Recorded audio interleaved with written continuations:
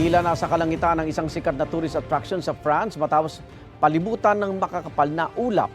Sa Thailand naman, hindi lang sa search and rescue operations nakakatulong ang rescue dogs, kundi pati rin sa pagpapasaya sa mga biktima ng lindol.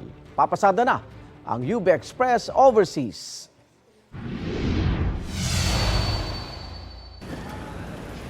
Malaki ang papel ng rescue dog sa paghahanap sa mga nawawala sa Bangkok, Thailand, kasunod na magnitude 7.7 na lindol. Maliban dyan, malaking tulong din ang sniffing dogs sa mga kaanak na naghihintay sa mga nawawala nilang mahal sa buhay.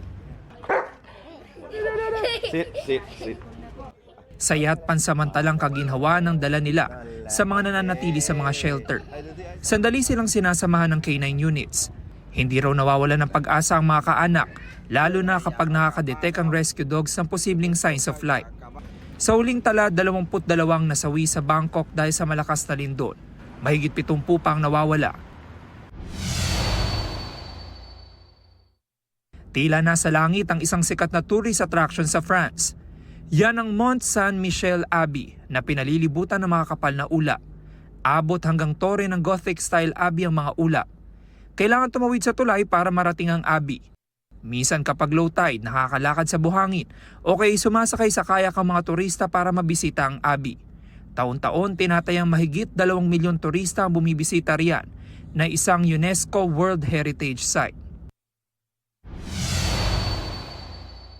1, 2, 3.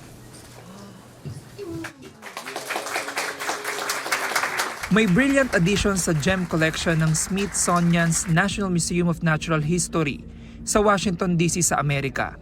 Yan ang Red Diamond, na isa sa mga pambihirang gemstones sa mundo. 2.33 karat ang ruby-colored jewel at tinuturing ng mga eksperto na 1 in 25 million sort of a find. Ito ang unang balita. James Agustin para sa GMA Integrated News. Igan, mauna ka sa mga balita, mag-subscribe na sa GMA Integrated News sa YouTube para sa iba't ibang ulat sa ating bansa.